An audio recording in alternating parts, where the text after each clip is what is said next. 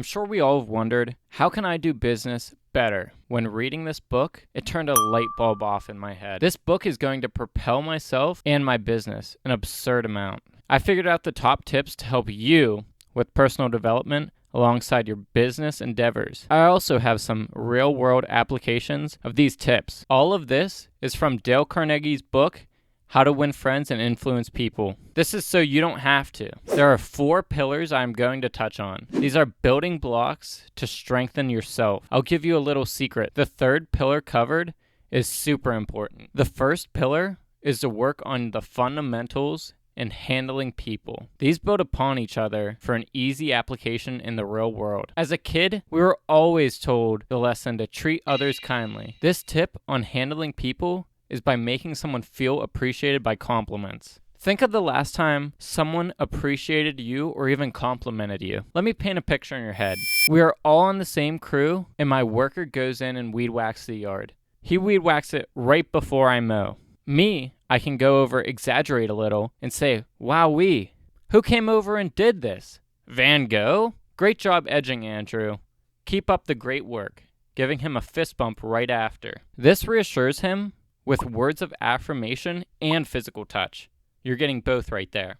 After being appreciated and complimented like that, you feel great, and I'd even say you'd respect that person. This is important because we are giving love instead of tearing down and giving hate. We're building up with our love. We're showing them that we appreciate them and overall building them up. This right here, it makes people feel needed. Also, it gives them the feeling that they're important. When we sincerely appreciate them like that, they'll do good onto us like we did onto them. The last little tip I have for this pillar is making sure to take their interest into account. We're solving their problem. Also, have an open ear when your client or your worker has an idea. Value that opinion instead of sweeping it under the rug and ultimately closing them off and doing it your way. The second pillar is close-knit with the last tip I just mentioned. This pillar is focused on how to win people over to your way of thinking. By avoiding arguments and controlling your temper, this will help an enormous amount. When being calm and thinking through things, we seem more confident and smart. What we must do is listen to them and also latch on to common things we might see. Study these views in conversation, thinking of how to make it so you are on the same team as them. Make sure to never tell the person they are wrong. This will close them off from you and make them less receptive when you have your own opinion to share to them. Make sure to remember being prideful will never switch their way of thinking. Being friendly and approachable, though, is starting off on that correct foot so that we can win them to our side of thinking. Let me show you another example. Say your customer asks to have you trim down a lot of the brush in the back. They have an idea of you doing it today. You can say back to them, "I noticed that these do look like they need to be trimmed back. What I can do is provide you some quality service and allot enough time for you on Saturday. This is so that we have enough time to do you a great job." Notice how we led with the agreement and slowly transitioned their thinking into ours, making it seem like it was their idea and assuring them quality service. They will appreciate your honesty and also know that you have done a great job in the past and will do it again. They will also work with you on moving that day to the weekend.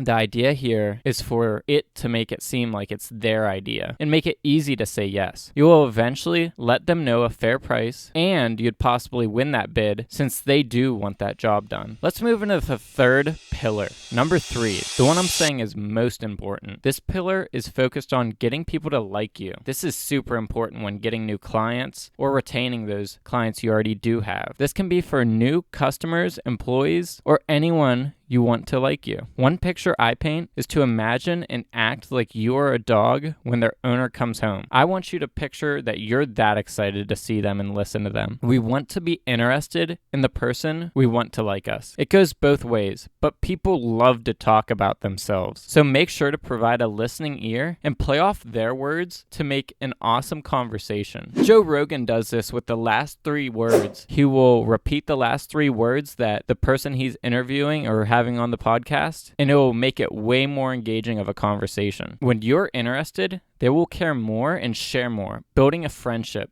This is super important with the client. You want your client base to act like a friendship where they can reach out to their lawn guy, Matt. What this does is reinforce the recommendation in the word of mouth and paints you as someone who is approachable and kind. Also notice how I just said Matt and not my name and my last name. They could know hundreds of Matt, but they're just calling you Matt, not even your last name. You're that close with them. Another important thing I learned is to remember their name. This can be partnered with a fact about them so that you can strike up a conversation with them later. Their name is imperative to remember. It makes them feel like an actual person who's important, which they are. A person's name to that person is the sweetest and most important sound in any language. Remember a person's name, birthday, and even one fact about them, and that will put you miles ahead of anyone else, and it is showing you care about them and value that relationship. Texting the person on their birthday and saying happy birthday is just another reminder to that person that you care about them. Making the time to remember the person's name can make them feel good since we actually took the time to recall it. If we want friends, we must use our time,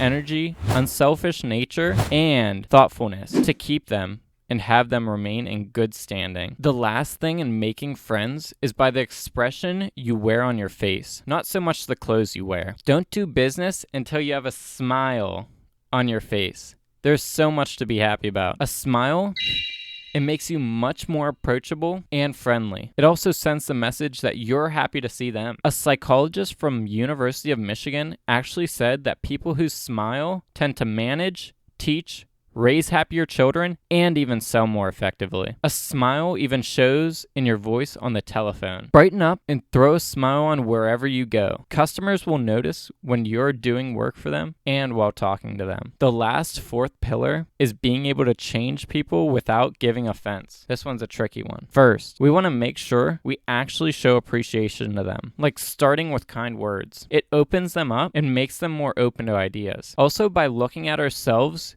we can fix a lot before critiquing others. We're always looking for the best solution, so work with your coworkers and clients. The big idea here is to make it a both of you versus the problem conversation, much like a relationship with a significant other. You want to attack the problem with both of you joining forces to attack that problem. Asking the team, how could we handle this order the best for our customer, makes it function more like a relationship and less like a dictatorship. Hearing workers' ideas out makes them feel invited, and they will begin to value the community and connection they build in their role. Also, always make sure to call the workers higher. We have high expectations for them, and they will strive to meet them with equal respect. Finally, don't blow errors up so they seem like a big deal. Take one small step at a time and appreciate the good they did and make it a learning lesson to improve on next time. If we really boil things down, there's no reason to flip out for X, Y, or Z. The whole idea of this pillar is respect, and both people will earn it for each other if treated correctly. This is that one book that you'll improve your business tremendously. I recommend this book 1,000-fold.